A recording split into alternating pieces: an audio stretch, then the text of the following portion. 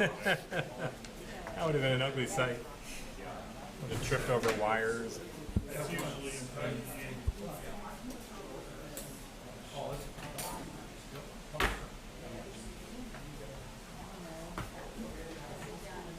Oh, you can't get through? All right. Did you were you able to watch the end of the? I admit the very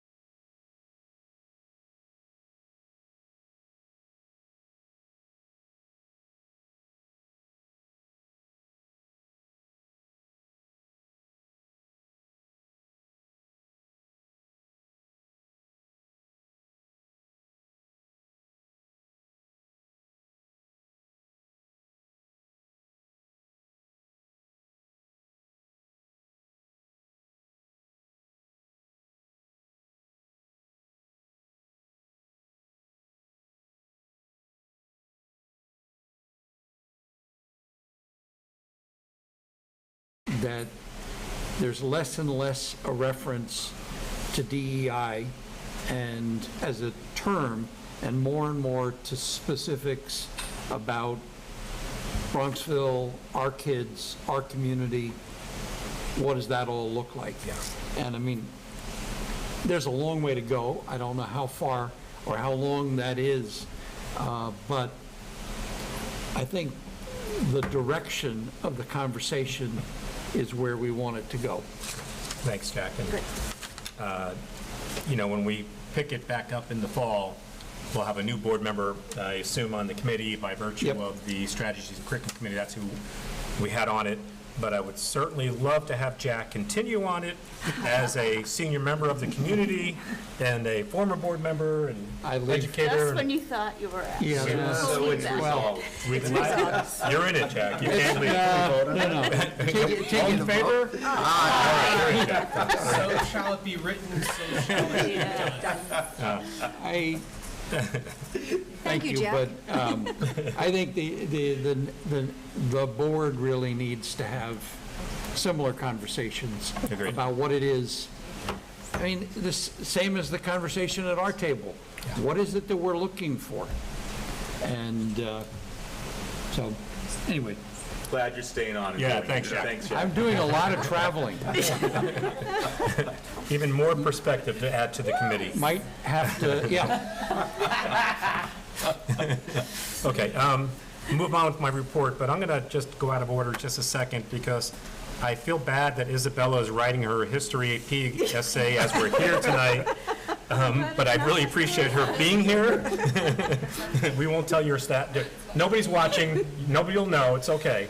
But I'm going to ask her to make give sure her you report first, and then if she needs to go someplace where she can really concentrate, we certainly welcome that as well. And Jack, can you share that microphone with her? Or Jen? Hi, everyone. I just want to say happy almost summer. But we've had a lot of events going on since the last time I was here. We've had prom, Legally Blonde, the musical. The Youth Council had our annual SEC prom and our basketball game. The Art Society hosted an art showcase, which included the open mic night, which has been very successful this year. We also had an Art Spirit Week and our second very successful SFL Field Day. Again, all thanks to the great leadership that Dr. Montesano was talking about. After APs, our seniors had their senior week, and the past couple of weeks they've been doing senior shadowing on their own. On Monday, we had a very nice award ceremony, and we got the opportunity to recognize student excellence and everyone's hard work this year. Baccalaureate tonight, graduation on Saturday, so a lot of things going on to celebrate our senior class and also the school centennial. Like you mentioned, we had a very big weekend for sports last weekend. Both the boys and girls track team were represented at the state championship. Two of our relays won a title and another one won third, and the boys placed very well as well. And it was just really nice to see my teammates go as far as they could, especially after a couple years of not having a full sports season. And we also had a very nice sports award ceremony, and this was also finally back to normal with parents being able to come and support all the athletes and teams. Again, recognizing everyone's hard work, not only of the athletes, but also of the administrators and the coaches that all get involved to make sure we made the best of a return to a full sports season. And I just thought it was really nice to see, as a small school, all of the accomplishments of our student athletes as both scholars and great athletes.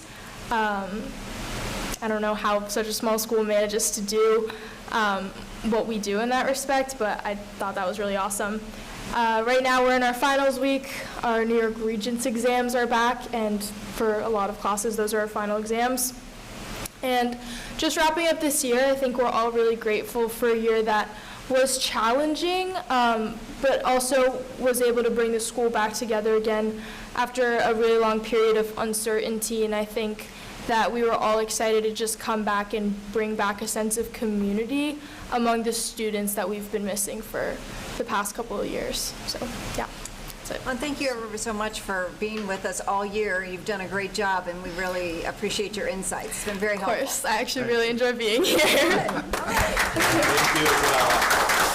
Thanks for the We'd be happy to proofread whatever you're writing. all of us can sign it as well. It helps. But we're able to do. Mr. Chlorophyll, that would be the most. We're able to do those wonderful things that you talked about in our school because we have students like you who are here doing this kind of work. So thank you. It's really nice to see how the administration works behind the scenes, so I'm really happy I got this opportunity. That's great. Thank you. Okay, moving on. Now you I'd can like disappear. to introduce our Director of Security, Mr. Victor Prenny. And Vic, why don't you come on up and say hello to everybody, and that way they can hear you talk when we go through this thing. But Mr. Prenny comes to us, as you know, from the consulting firm of Alteris. He is a former law enforcement officer, I believe, if I get this right this time, Detective Sergeant. That's correct. All right, Detective Sergeant from Yonkers. City of Yonkers, just City of Yonkers. nearby. So he has a lot of background and experience in security and working with us, so we're really happy that he's here. Vic does a lot of training with our security guards, handles them quite well, makes sure that they're doing what they're supposed to be doing, offers them advice and tips and all those kind of things for us. So he's been a great addition to us as well. So Vic, now Vic and I, along with Chief Satrielli, had the opportunity last week, was it? I think it was last week. Yes. To talk about security and safety at the elementary school council meeting as well. But we thought we'd want to come here and talk to the board and the rest of the public about some of the things that we do and to bring you up to speed on some of our thoughts. So I'm going to start, and Vic's going to jump in with certain things as well. Okay? So we talked about our three main focus areas being prevention, response, and our own internal practice. And so when we look at our prevention, we talk about the school climate, trying to make it as inclusive as we can, our community, being a small community, we have the benefit of knowing our kids, knowing who's doing what. And I just had this conversation with Aaron the other day about the counselors being involved in really knowing which kids may be falling down in their academics or making sure they have assets available to them.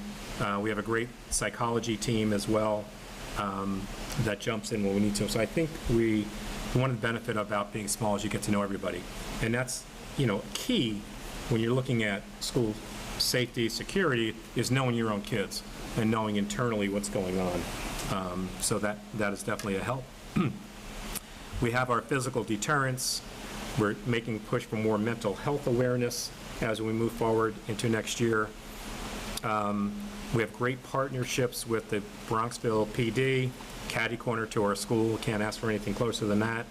Eastchester Fire, Alteris, who does a lot for us on the back end, helping with our security plan, training our internal staff. They trained our crisis response team as well. And whenever there's an event in the country, such as the tragedy in Texas, we do get a briefing pretty immediate from Alteris to tell us what happened, how it happened, and how it may impact us moving forward. And then we have all our practices. We do a series of the normal drills, fire drills, lockdown drills, lock-in drills, shelter in place. We even did a reunification pre-pandemic where we took the kids off-site in case there isn't a reason for us to evacuate, as well as our tabletop exercises with the Bronxville PD. So anything from that end you want to bring up? I was going to talk about our security at the school, what we do as far as we have about 109 cameras that we have throughout the school. We have covered the exterior mostly, the interior of the school. Can you talk up just a little bit? Yeah. There we go. Sure. I'm sorry, can you guys hear me better now? That's better. Okay, great. Yeah, and if you wouldn't mind starting over, because that, yeah. Sure. Just want to talk to you briefly about the security at the school. We have about 109 cameras that we have throughout the school. We cover the exterior mostly. We cover majority, our main concern is the doors, basically, and our entry points. We have, we monitor 4 entry points for students and staff. We also have a receiving area, which is also for contractors only. We have 9 security guards that are assigned to the school. We cover every entry point. We maintain visitor management. Essentially, we don't have anybody coming into the school unless they have an appointment or there's an event going on with the parents or something to that effect. Like I said, we have 9 security guards. We do have 1 or 2 guards that actually roam through the school. We have 1 interior and 1 at 11 o'clock outside in the field, making sure there's nobody's interfering with our events that are taking place in our fields, athletic fields. We do monitor our cameras. Our security staff monitors their cameras where they are every entry point. They cover not only that area, but they do cover the doors around the area. We try to maintain these doors. Our concern is we don't want anybody coming here that doesn't belong in the school. That's very big for us. We try to stay on top of it as much as possible. And we do encourage our faculty and staff and students to not to let anybody in. And when they do see the door open, close it. We try and encourage all our faculty and staff, students not as much, just to be security conscious. See a door open, close it. It's for all our safety. It's not just for myself or our security, it's just for all of us. Starting this year, we actually gave we gave the ability to all faculty to be able to put the school in lockdown. And we give instructions, if you encounter an imminent threat, put the school in lockdown. It requires a code, put on a landline, and the whole school will go into lockdown. And as Dr. Mansano can tell you, when we do lockdowns, essentially you can hear a pin drop. Everybody's in their rooms, the doors are locked, and that's the most we can do as far as responding to a threat at this point. Obviously, the police department, we're in a real event, and we'll come inside and neutralize the threat. Let's see, what else do I have? I'm just going to pick up on a couple things, Vic, if you don't mind. Sure. Just speaking of the cameras, you should know that police do have access, or they'll gain access to our cameras from their cars. In case there's an event, they're alerted, they can check out the cameras, see if there's an intruder around, and respond to that accordingly. We have panic buttons by the doors for the guards as well, should an event occur at the entrances. As Vic mentioned, part of our challenge in this school, as you all well know, is that we have an open campus. And so when you try to balance security with the welcoming environment in an open campus that we're used to and love, it's a challenge, because our kids do go back and forth.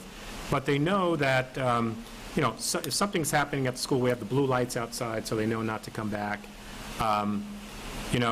We've toyed with the idea, if we asked Chief Satriali, as a parent did at the meeting, how would you better secure a school, he'd say make a closed campus. Obviously, from a law enforcement perspective, that's the best you could do. It doesn't work for us. We know that we want our kids to feel comfortable in our community, and we feel pretty good about that. I know when our kids go up to lunch, Tom or Marcellus generally go up to town as well to walk around to see things that are going on. We have the guards outside as well during recess times and things. So we do have people outside, and we do think it's worth keeping that open campus feel in light of and trying to balance that whole security thing. So anything else you want to add there? Or keep going? Just in general, we try to encourage our faculty and staff to pretty much challenge anybody that's in a school that shouldn't be in a school. If they don't feel that somebody belongs in a school, we ask them just to approach them, ask them if they need any help. Our goal is to keep anybody that doesn't belong in the school outside. Our goal is to make it as difficult as possible for anybody to enter the school and cause any harm to the faculty, staff, or students. And that's what we try to do. I'll point out that we do have a health and safety committee in place, has board members, staff members, police department, Vic, that meets monthly to review things. And as you are aware, during the referendum and the building, we've created 2 man traps, if you will. I hate to use man traps, but people traps. One at the high school entrance and one at the elementary school entrance. The pond field entrance is a little more challenging to do, but the doors are locked. People get buzzed in.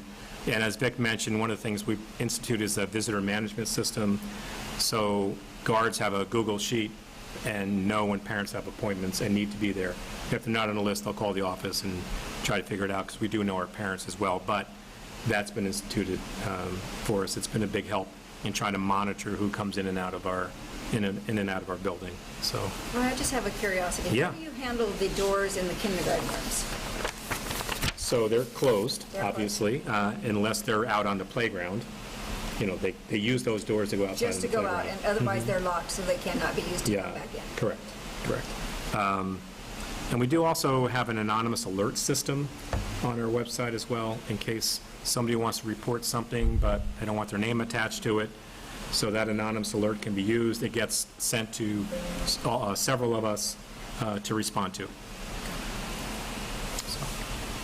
Sure. We also was going to mention, we do have panic buttons on every office, all district offices. District office, all the principal's offices, they have a panic button, also a lockdown, pull-down button, which will be integrated with our PA system shortly, where somebody can pull it down, the whole school will go into lockdown. Let's see what else put down. Like Dr. Masano mentioned, we do our drills every year, and we do training. Personally, I do training every day. I talk to the faculty and staff on a daily basis. People have a lot of questions for me, and that's great. And I'll be more than happy to answer their questions. And I go to the staff meetings, and I'll try to encourage people to be security conscious and just take part in our safety and security. And we'll say Vic goes through the building constantly in the hallways and talking to people. He is here all the time. He's here full-time. And Vic, how many guards are with you in addition, or security staff are with you on a daily basis? We have 9 altogether, actually 10. We have 6 from 7 to 3, so from 7:30 to 3:30.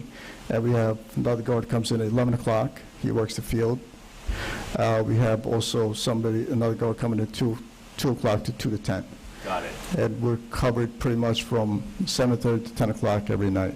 Got it. So in addition to you, there are 6 security staff around the building. They're Yeah. posted at the entry points, and we have one person roaming through the building, Okay. and we have the second person outside in the field. Got it. And Okay. did you also mention the police have a presence in the building? Yeah, so prior to the pandemic, working now with Chief Satriali, he instituted walkthroughs. So the police would park their car in front, do 2 walkthroughs each day.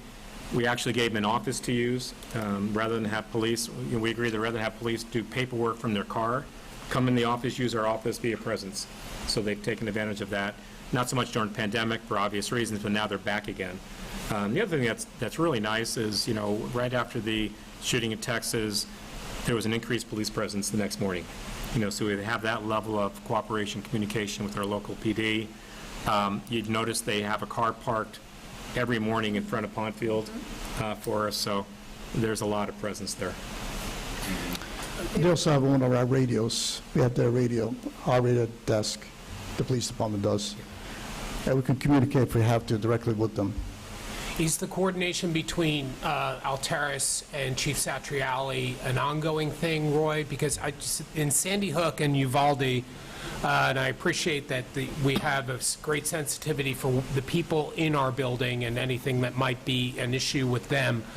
But both those instances involved outside people about whom there had been warnings, right? Is there an effort to gather that information, not just with Chief Satriali, the community, but in light of Vic's contacts with the Yonkers PD that's adjacent to us? Is there an effort to be sensitive to developments of outside actors as well? Yeah, I think Vic talks to the officers in town all the time, and I believe when they're monitoring social media and things such as that, they'll tip them off if there's something up, or something to be concerned about. They'll let Vic know, he'll let us know. So there is that level of cooperation. And coordination. And I think we're fortunate that Vic worked in Yonkers, because he still has the contacts that are there as well. Yes, I do. So Vic, it sounds like the social media threat assessments are being done at the police officer level, but that information is coming back to you, is that right? Because as we're seeing, as this epidemic, if we want to call it that, evolves, social media is a big part of it. It is, and for the most part, being part of Altaris, we work with 54 different school districts, so we get a lot of information through them also. I can send an email to all our representatives, Altaris, I get information within minutes as to what's going on. If there's a social media threat or an issue someplace, usually we get that information quickly. And in fact, just last week, Altaris sent us an email that there was something going around, some sort of threat, not specific to Bronxville, but just in a general sense. Got it. That, and just to be aware of that. And they determined there's no credible threat, but they let us know. Got it. Okay, good. Talking about social media, not necessarily the recent cases, but the data over the last few decades has been that in most of the incidents, at least one person, and more often more than one person, is aware. Right. And so it is parents and students passing things along, not, because the problem has been that people they heard something and they didn't think it was real. They didn't think that someone would follow through. Yeah. So it's everybody paying attention. And you'd rather investigate 99 cases out of 100 that prove empty in order to find the one that isn't, and get the kid who's thinking about things some help. Right. You know, So I wasn't going to mention that, but I mean, when we're talking about police monitoring social media, the people who see the most social media are parents and other students. yeah. Yeah. You know, as a board member, I wasn't actually aware of the fact that there's somewhere online where we can anonymously identify threats. I wonder if that's worth making very public. Sure. Just saying, letting the world know that we have that. Just, and then like you said, it goes to you and others right away. Yeah, we have advertised before, we certainly can do it again. Yeah. Yeah. Okay. One last question for you, if you don't mind. So you have a pretty broad perspective, Vic, on this, having worked with a lot of different schools and programs in your, frankly, very distinguished background from Yonkers. I've looked at it. Amazing. Thank you. How do you look at us? How do you think of us, you know, in terms of preparedness as a district? How are we doing relative to what else you're seeing out there? I think we're doing very well. Like I mentioned before, we do lockdown drills. That's our defense. If something does go wrong, we go into a lockdown, and like I mentioned before, you can hear a pin drop. These holes are cleared, everybody's in the locked rooms, and that's our best defense. Our goal is to make sure everybody's safe. And once, I think between that and our control of our entry points and our doors, we'll definitely prepare for a threat from the outside. As far as the inside threats, we have our psychologists, our administrators are involved with the students, and we do a lot of work as far as our internal threats. Okay. And since Uvalde, the FBI has actually been monitoring social media in our area extensively and is in coordination with Bronxville PD. Yes. So, Absolutely. So I would just like to say a big thank you to the both of you, and especially to you, Roy, because you brought the notion of a director of security to this board several years ago and worked with us to make the strong investment, because our hearts do break every time we read or hear about these, and I appreciate the dedication, the investment that you have made in this, and I know you will keep everybody diligent because it's our precious assets of our children. So thank you for your leadership in that area. Thanks, Thank you very Thanks, much, Victor. Victor.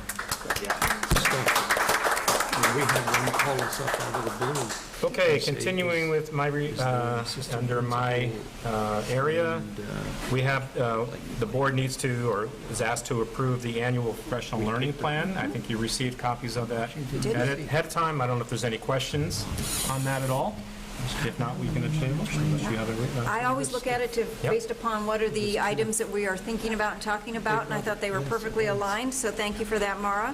We do file this with the state each year, and so I will take a motion as outlined in the agenda I guess it's Tom is number 1. Do we have a number 2? Second? Jen? Okay. Any other, sorry, we actually get to we have to do vote. that first? All in favor? Aye. Yes. Tom won't know nervous. All right, motion All right. carries. And now I'll ask Joe Haven, our athletic director, to come on up and provide an update on the athletic participation process. Great. You know, if you recall, we talked a lot. Is there anybody who's had a better year professionally than And Joe a Haven? state championship girls lacrosse coach, no You less. should be doing a handshake all around this table. Some fist bumps, Joe, some fist Yeah. bumps. High five. High fives. Thought you were going to bring the trophy Which one? There's a lot. Yeah. of his choosing. Oh, boy. Wait for you to be on the board for that one, you. Just put the extras. Okay. Good evening. What I've passed out to you is a document that Dawn has updated and created that has basically shown the athletic placement process since 2015. So if you turn to the back page, that's where we currently are.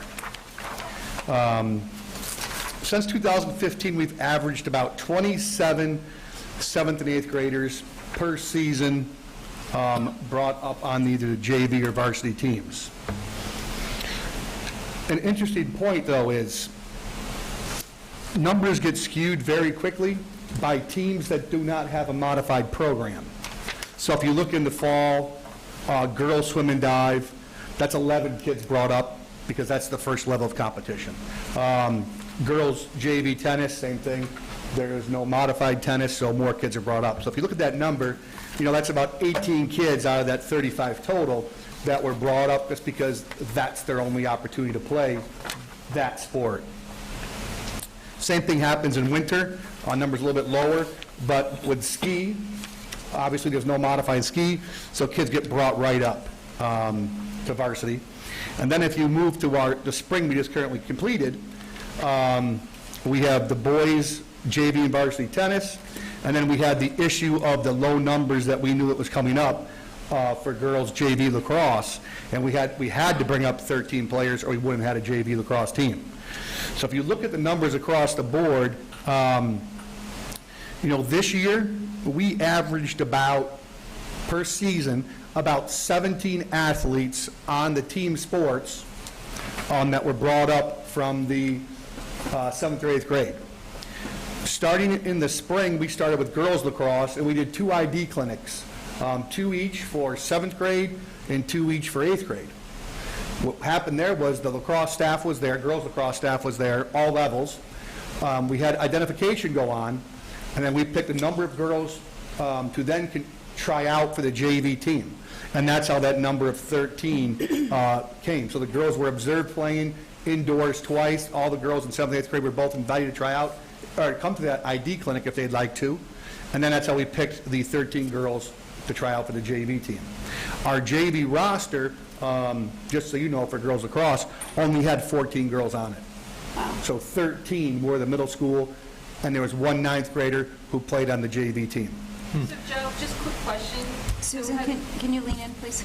Sorry. For those online. Had we already identified high school girls who wanted to play on the JV team before we ran tryouts among the middle schoolers for the JV team? Was that for lacrosse you're speaking of? Correct. Yes, so we had meetings to find out who was our interest meetings.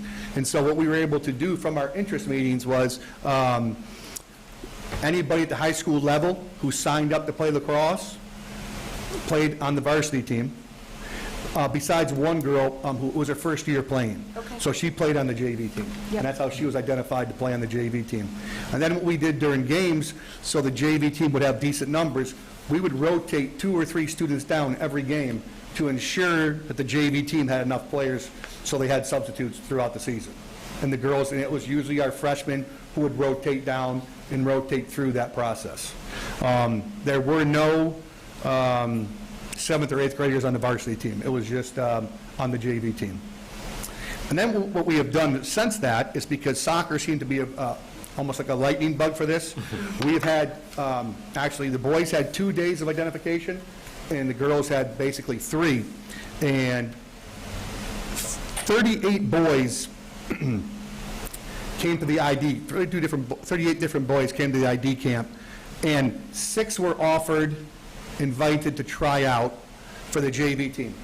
But they first have to pass the APP policy, so that's the physical fitness test, and then obviously the medical test. On the girls' side, they did 3 days. 52 girls came to the ID clinic. 11 were identified that would possibly get an opportunity to try out for the JV team. And since then, 4 of those students did not pass either the physical fitness test or the medical test. So right now, currently, we have 7 girls that will have the opportunity in the fall to try out for the JV soccer team. So I think we, the committee that changed the policy, updated the policy, I think we have addressed what we wanted to do, because now it's no longer open tryouts. Students are actually being identified in their cohort, but also the coaches are looking at, can you move up and participate at a higher level? So now what they'll do is, now that these soccer players specifically will come out August 22nd, and have the opportunity now to try out for the JV team. There's no guarantee they'll be put on the JV team, but they will now get an opportunity to try out for the JV team. Joe, who does the identification? Is that the coach, or can anybody put their hand up and say, I want to? No. So you had to come to our identification, and for the boys, the 2 varsity coaches ran that. And but how does that? Anybody. Get together? Anybody. can do it. So anybody who it's thought they'd final. want an opportunity, who Yeah, thought they could participate at that level, had the opportunity. And the same with the girls had the varsity staff, the JV staff, and one of the modified coaches. So we had multiple people observing and identifying the students who should get the opportunity to move up. In the past, it was sign up and come out. And sometimes Dr. Levitt would see 37 girls. And of those 37, maybe 8 or 9 or 10 actually got the opportunity by passing both the physical fitness test, the maturity test, and then making the team. So we've streamlined the plan, and that was what we're trying to go for. If we can stay in the range of 8 to 12, 8 to 15 student athletes on the team sports, that seems about right. The individual sports are a little bit more difficult because there's not the opportunity at the modified level. Have you gotten any really pushback from the changes? Did you get Absolutely, we got a lot of pushbacks. Was it as bad as we thought it was going to be? We have a lot of pushbacks, but I think the pushbacks are more just getting used to the new policy. New policy. But we had a nice meeting yesterday for the modified, for any student in 6th and 7th grade. Dave Russert ran a great Zoom, and so a lot of the questions were answered during that meeting for sports for the fall. Just to refresh everybody's memory, part of the charge of the group was to get consistency amongst all the sports, and then also move it to this kind of the observation ID, so that there was that screening process that was consistently applied across. So Correct. It sounds like you accomplished your objective. Well, and I think the 2 sports that we're most concerned about would be the soccers and the lacrosses. Correct. Because obviously the skis and things of that nature, individual we're not as concerned about. Football, rarely do people move up at all. But it was more the lacrosse teams and the soccer teams that we were concerned Right. with. And the coaches did a great job identifying the athletes. Will you be holding those for any other sports? I'm sorry. Sorry. Will you be holding those for any other sports? If there is a student who's identified, and I'll give you, for instance, phys ed just basically did an Olympic-style day today, this week, and there was an 8th grade boy, a 7th grade boy, going to be an 8th grade boy, who ran the mile, I think, in like 4:52.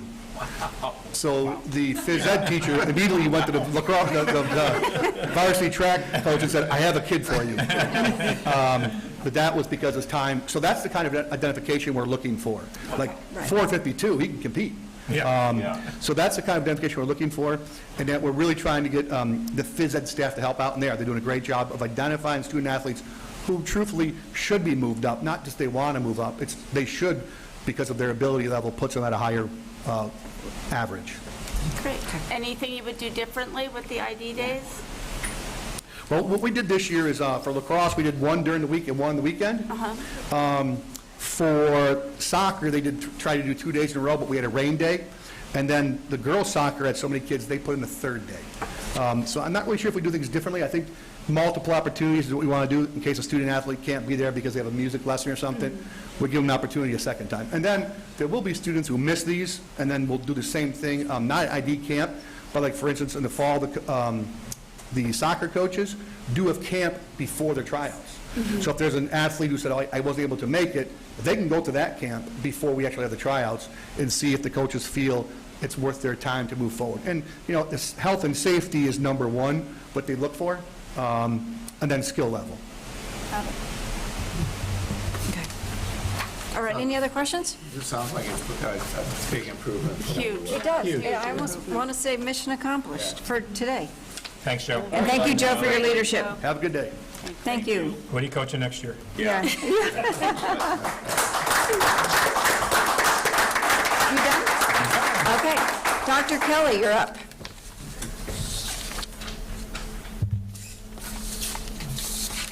Good evening, everybody. We have quite a large agenda this evening, which is typical for the June board meeting. I know we've had an opportunity to review this together in executive session, so I'll just be quickly summarizing right now. So we have a few probationary appointments to fill resignations.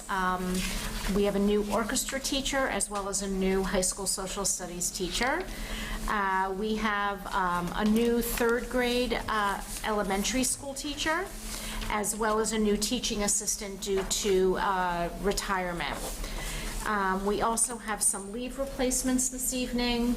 You'll see, which we've been doing for the last several years, I ask you to approve any new teachers that are starting with us in the fall to have up to 3 days of curriculum work together over the summer, and that allows us to pay them before their actual appointment date of September 1st.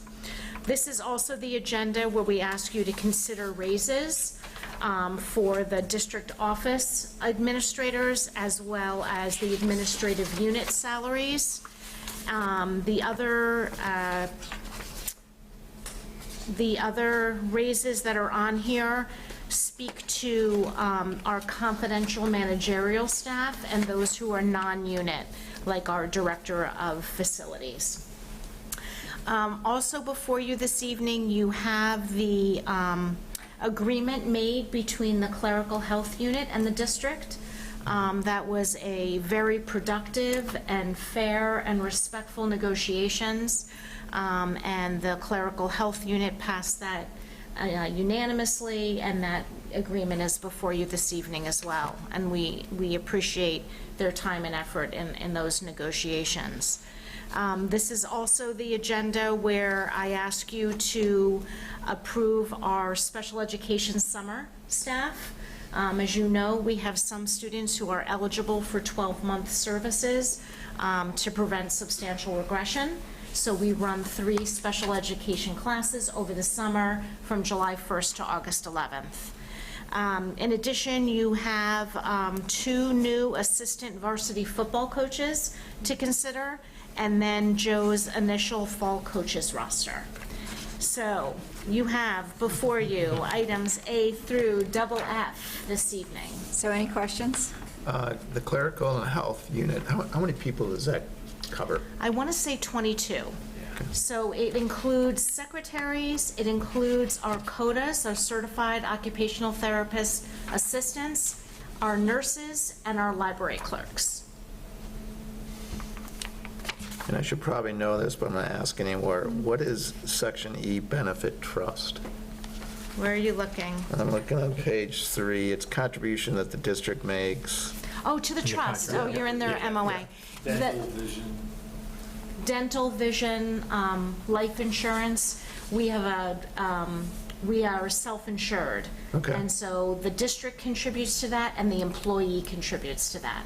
And do they get money out of that then, or? They get vision and health insurance. Oh, so that covers it. Vision and dental insurance. Got it, okay. Exactly. Yep. Okay. Anything else, Mike? No. Sure? Okay. May I have a motion to approve personal action item A through double F? So moved. Second. All in favor? Aye. Motion carries. Thank you. Thank you. That was not your longest, but it was a close second. Dan, you're up next. I want to echo Dr. Kelly's comments about this being particularly long as far as financial action items go. This meeting, the reorg meeting, and maybe the fall meeting, we get a lot done getting ready for the next fiscal year. I think the board has received the April and May financial reports, and not surprisingly, as we approach the end of the fiscal year, the anticipated surplus is edged upward in April and May to over $800,000 as we begin to close out most encumbrances. We're now starting to see some savings versus the initial projections in equipment, contractual, and supply codes, which we had previously anticipated no balances.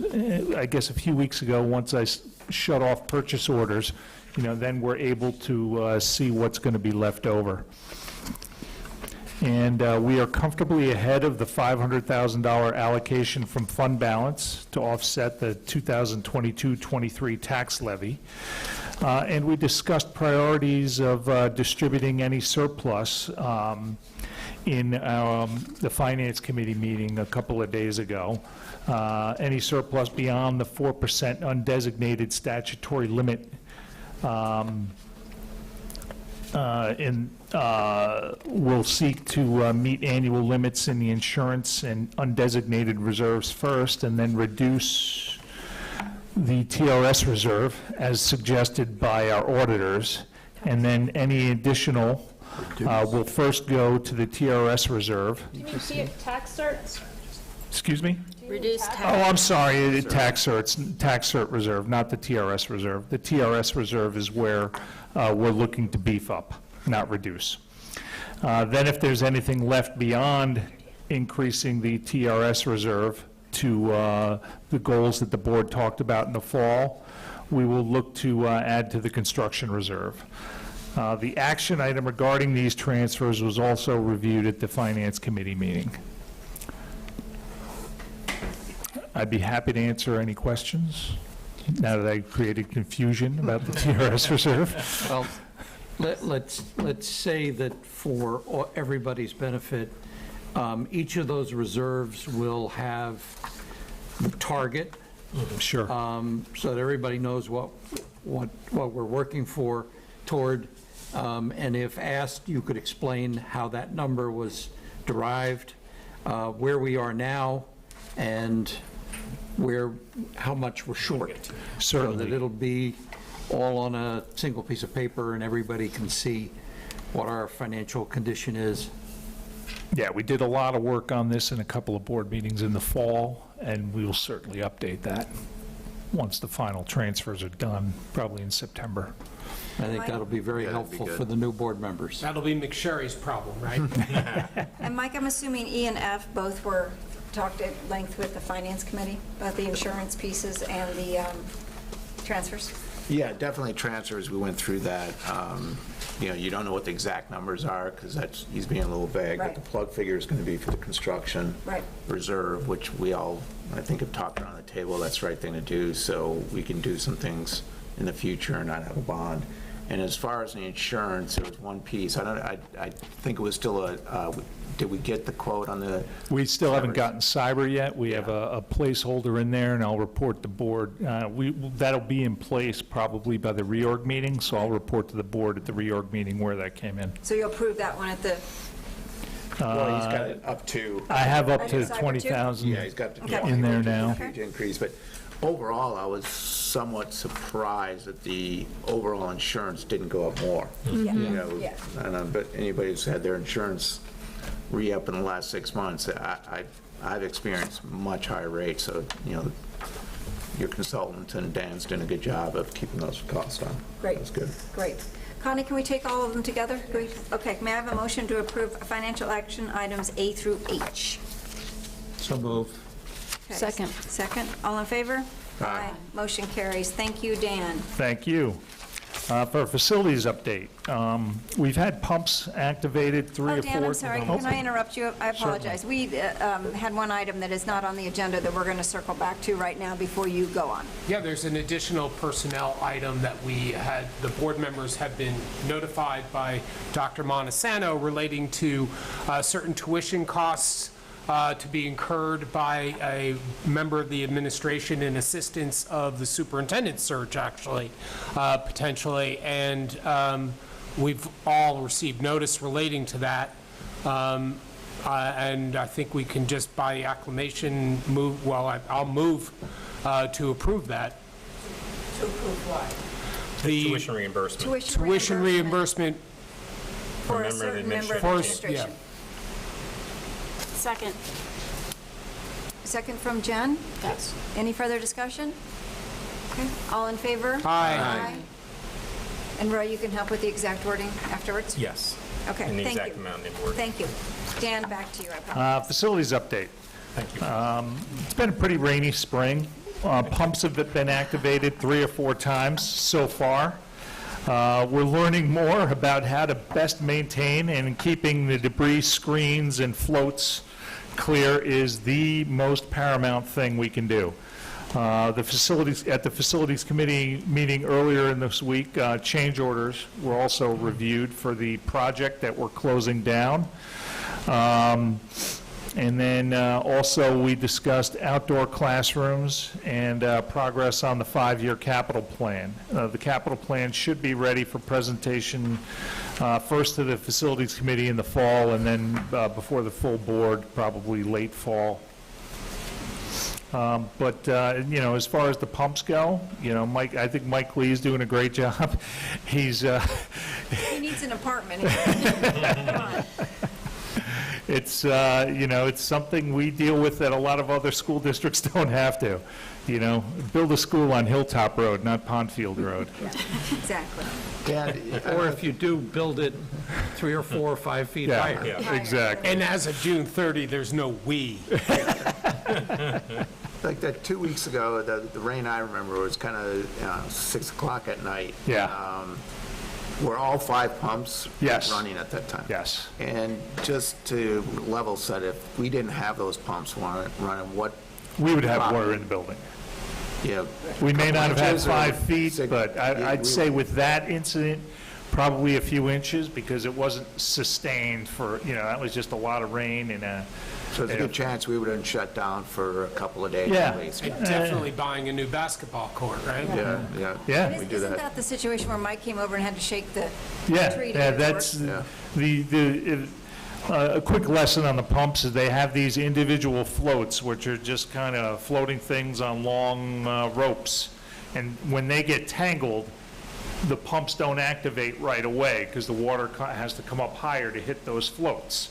So, we now learn that the 2 biggest things we can do is keep that debris screen clear, because the debris screen, when it's clogged, prevents water from getting in to where the floats are, so that we get it in the parking lot first, and then keeping those floats free and able to move. But the fact that he comes over every time it rains. Yeah, well, it's on the regular maintenance check now, after Yeah. every incident and before every, he's also getting his crash course in meteorology, too. Well, maybe someday we'll have them fixed that they don't require his intervention, but for now, we thank him. Okay, so you want to move on to the... Sure, I have 2 action grants? items. There's a foundation grant.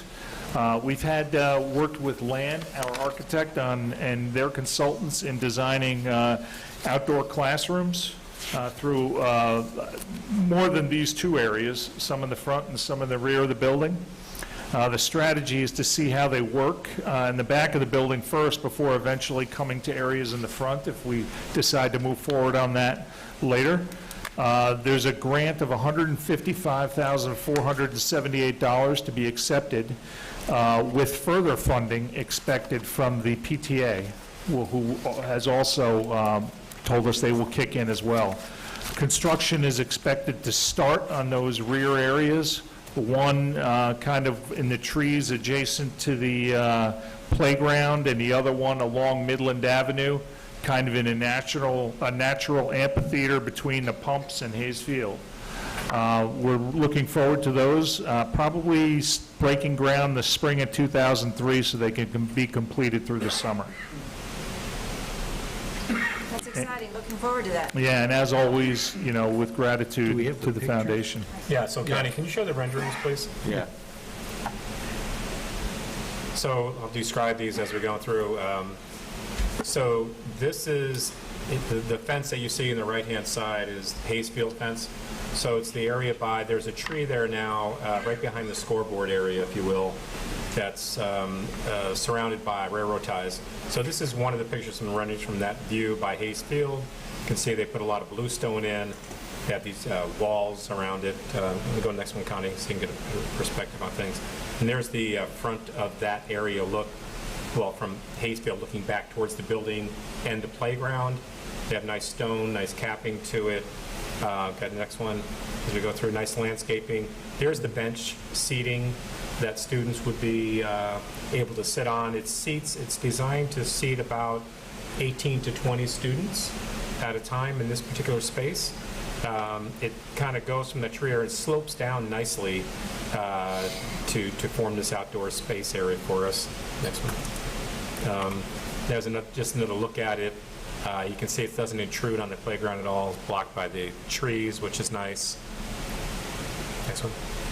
And that's a view I just wanted to point out to you, that as you look from our building out towards Haze Field, if you will, the area on top is where the railroad ties are, and it's going to be redesigned to have a nicer look to it with some good landscaping as well.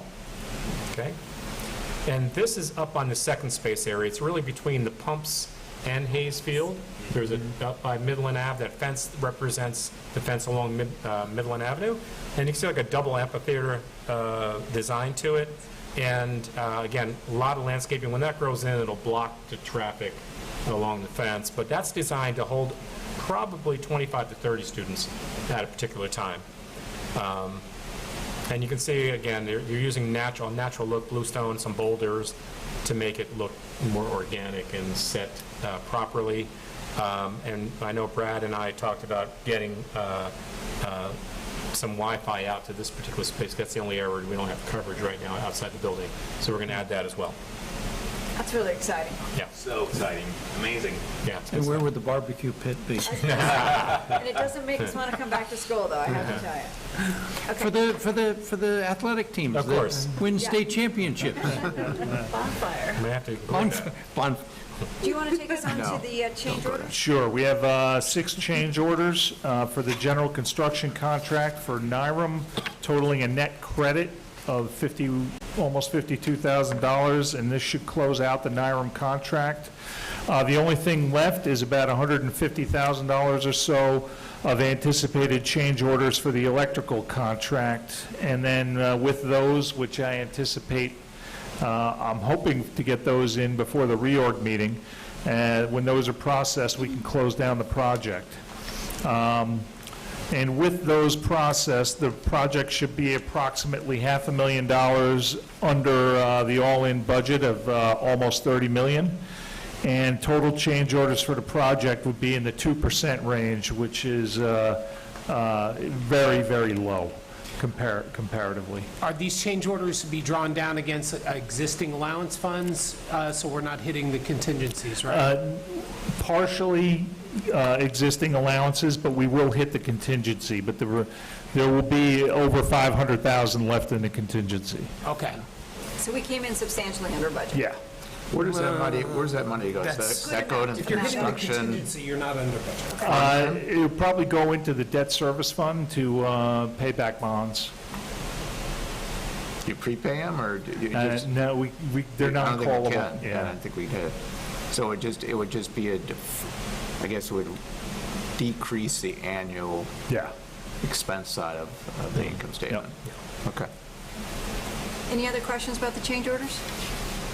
If not, I'll take a motion to approve financial actions item A and B. Move. Second. Second? Second. All in favor? Aye. Dan, Thank you. thank you ever so much, and with great thanks to the foundation for their work in this area. And PTA. And PTA. Yes. Thank you. And this is phase 1 of... Phase 1 of hopefully 2. Phase 2, correct. Okay. Mara, to you. Yes, so tonight I am asking the board to adopt. Yeah, you need the microphone. Okay.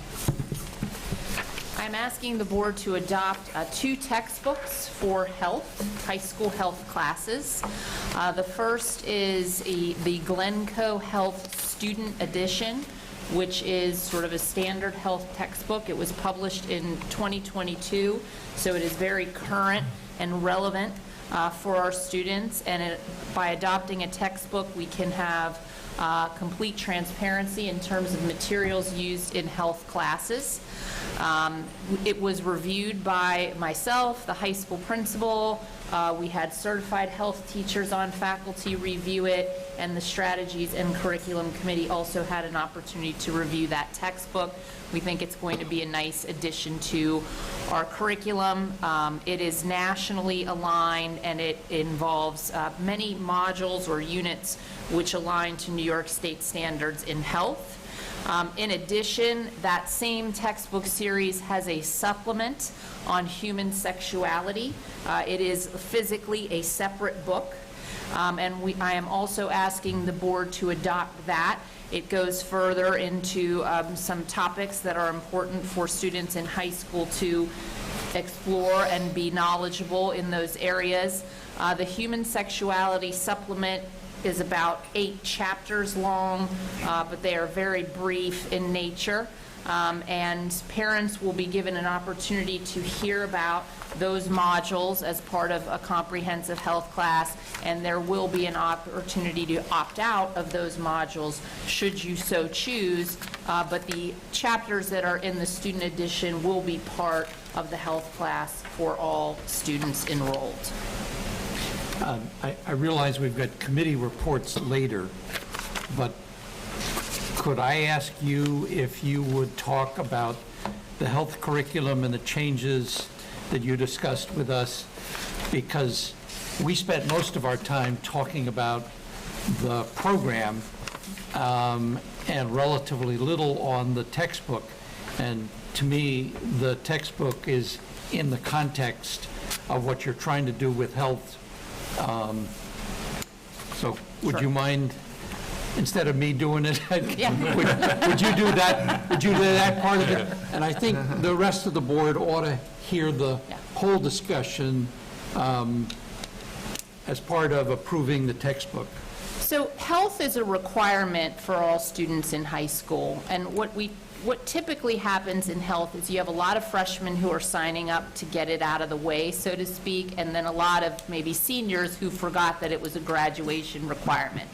So you have a range of ages within that class, and obviously what is developmentally appropriate to talk about is very different for a September freshman, and a senior.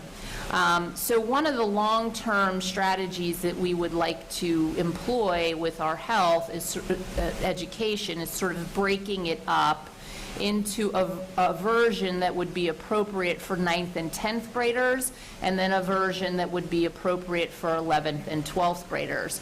For 9th and 10th graders, the curriculum will, be based very consistently with the textbook and will be a factual-based approach to understanding health, healthy choices, and all the things that are implied in the New York State standards in terms of a health education. And what we envisioned for upperclassmen is it would deal with that same content, but it would be more discussion-based and seminar-based, and with some emphasis on really thinking about how to practice healthy behaviors as you consider the transition to college. And if I remember correctly, you were hoping to fully transition to this in the 23-24 school year? Correct. We would not be offering the upperclassmen version, seminar-based discussion type course next year at all, but we would be planning and informing the Strategies and Curriculum Committee what that might look like throughout next year for piloting, I don't know, what was that, 2024? 23-24. 23-24. Yeah. And ahead of this meeting, Mara, you had sent out links for us to have a chance to read those books, or at least look at the table of content and start to read some of it, so thank you for that opportunity. It's a very comprehensive textbook. It's a very comomprehensive textbook. And we are not replacing a textbook. This is We new to currently Adam do not for have a textbook continuity to our for health program. class. Correct. Correct. May I have a motion to approve the new textbook as it's outlined in the agenda? So moved. Second. Got it. I'm sorry, did you get the second? Okay. All in favor? Aye. Great, thank you for that. So Thank you, moving Mara. to, yeah, thank you, Mara. That's a big change to get some uniformity in that class. Board reports, I know there's been a lot of them, but we've covered a lot, but I'll just run the table. Mike, finance? Yeah, I mean, Dan covered it. I think, Okay. like I said, the biggest thing was, the fund transfers. We'll really know what that formula looks like in a couple of months, but it looks in good shape for the school at this Okay. point. Okay, facilities? Again, I think Dan mostly covered it. One thing I did point out, you mentioned the 2% change order number. The architect felt that for a building our age, where we're really renovating, not so much new construction, what did they say, around 8% was more typical, so we're feeling good about that. Okay. Jack, strategy and curriculum? Yeah, we've covered the health. We also talked about the book club and the books. We've had 3 meetings recently, or 2 meetings, and lots of stuff on email. We also talked about the middle school language idea, and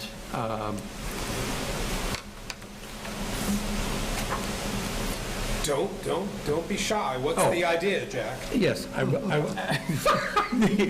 the idea is to have students exposed to French, Latin, Spanish, and Yeah, that's it. that's it. But it would, Making a choice. before making a choice. Correct. And interesting discussions by email about the pros and cons of that. I've experienced it. You know of a couple of other districts that have done it. I think it'll be interesting to see whether it produces the results that people hope it will. Anything else, Jack? No. Okay. When do we Amar? decide on that? Sorry, the middle school curriculum related to language? So the current plan that we discussed was that in 6th grade, students would be exposed to a quarter of Spanish, French, and Latin. Right. And then in the 4th quarter, they would make their choice. And so if you chose French, your 4th quarter would be French, and you would continue with French throughout your 7th and 8th grade year. Right. So typically what happens is the students make that decision at the end of 5th with, not a lot of information or exposure. They're typically doing what their sibs have done, or maybe what their friends are doing. And in this Or case, who's the hot teacher? so in this case, they will have a certain amount of exposure to all 3 languages before committing. And I would tell you that I don't think the curriculum itself is changing significantly. The content's not changing, just the way it's being structured. And when will that start? In the fall. In the fall? Yeah. Okay. So we decided to implement this, or are we discussing whether we're going to do it? Well, I think we've decided to do this unless Okay. there's an objection, I'm hearing for reasons that we shouldn't do this. Okay, Yeah. understood. Yeah, because the content's not really changing, Yeah. just exposure. I think the only downside is, of course, maybe this is a discussion for another time, but the only downside is to lose potentially a year of that language. Not a full year, No. only half Yeah. year, Half because year. you're getting a quarter, and then Yeah. your last quarter is your choice.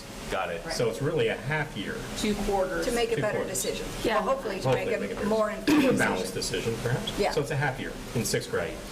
Right. Okay. Yeah. Okay. Thank you, everybody, for your committee reports. We do have an action we need to take to move and set the date for the reorg meeting of July 12th. May I have a motion? Motion. Second? Second. Thank you, Mickey. All in Yep. favor? Aye. Aye. Okay, just a quick note to everyone, the next special meeting is on June 22nd, where we'll continue our conversation about the superintendent search, and then our next formal meeting will be with the new board on July 12th. And with that, let's recognize our outgoing board members. This is the fun part of the meeting. And so Roy is doing what he's doing, I'm going to start with recognizing Tom Curran. Tom has served on many committees, don't give me the stink eye, where we have leveraged your extensive legal experience, specifically on negotiations in the audit committee, just to name a few. And if you were to ask me for some examples of how Tom has impacted the board, I would provide you with two. First is around the negotiations that we have gone through, especially with some of the unions, where you have really taught us to think strategically about several issues, and that I think had long-term implications to the district. You started to use the phrase "bend the curve," if you remember, and it became your mantra for the years that you have served with the board. And I think that history will show that other districts have actually looked to us and been impacted by the fact that you had us take a leadership position in bending those curves on those very important expenses. So a great debt of gratitude for you for that.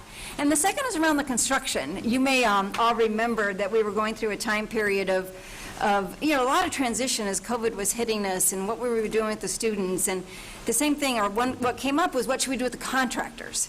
And Tom asked a lot of really important questions and did some great research that led us to conclude that we could keep the contractors in this building. So when we opened up in September, we were at the tail end of a construction project instead of at the beginning. And it is with tremendous gratitude that we thank you for your service, and specifically those two contributions, because they really have a long history with us. So thank you. Okay, because we're hemmed in down back here, we're passing things today. I need you to pass out. Vicki, give me my stuff. Here's swag. And for Jack, I really do want to thank Jack. Okay, Thank you, everybody. okay, one more time, round of applause. Good luck to the next board. Thank you all very much. I'd like to thank all of the professionals in this building. I'm seeing some of them as I'm looking out. And it's been a pleasure to watch everybody work to make this school work. Great, thank you. Thanks, Tom. And Jack Bearworth is also leaving the board tonight. He brought his incredibly extensive experience in superintendents to our board. In many ways, I thought his experience complemented yours, Roy, in the fact that he had this experience from Long Island and out west. He was an absolutely invaluable resource to me.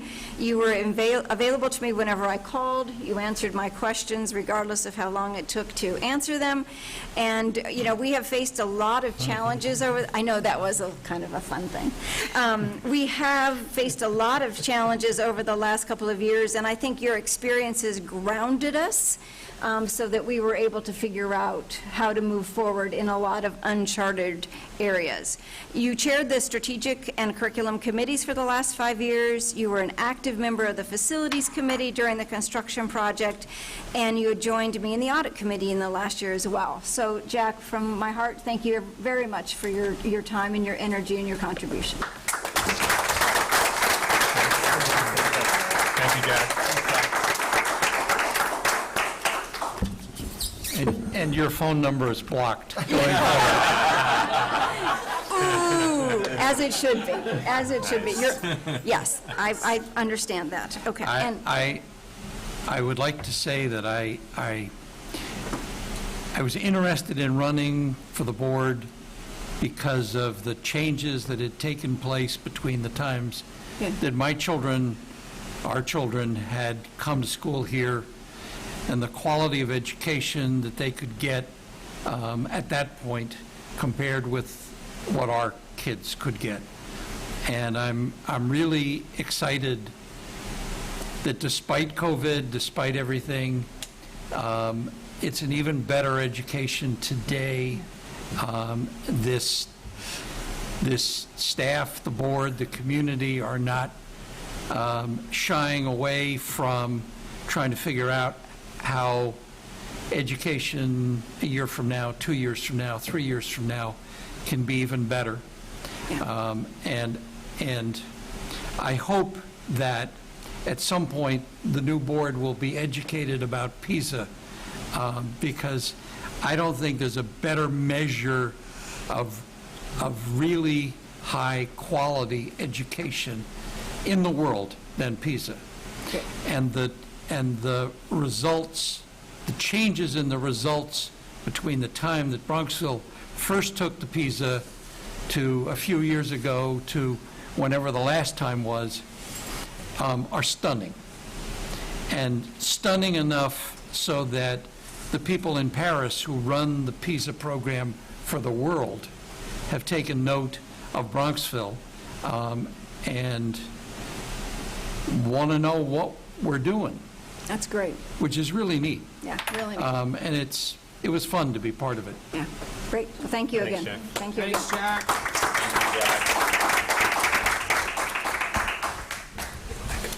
Oh, me?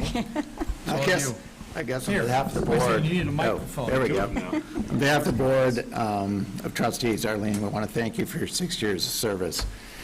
You mentioned some of the committees everyone's on. I'll mention, you were on the Finance Committee, the Audit Committee, which you chaired for 5 years, and you taught me about nonprofit accounting and some of the things that I thought I knew before I went to my first audit committee, but you definitely taught me some things I didn't know. And then also, obviously, you're on the negotiating committee, and most importantly, you hired the guy next to me, Roy, which we appreciated that immensely.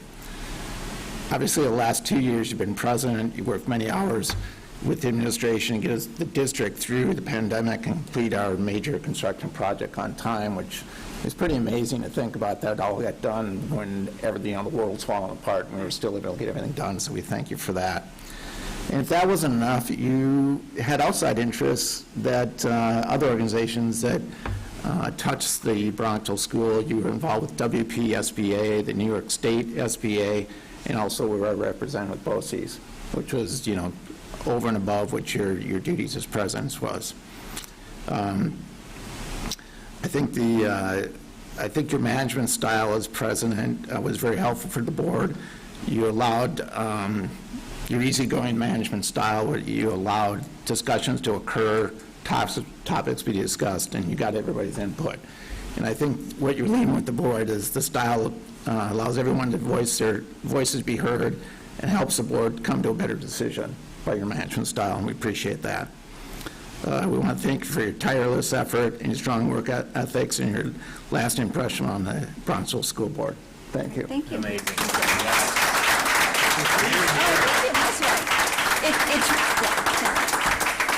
It truly has been an honor, so thank you for that.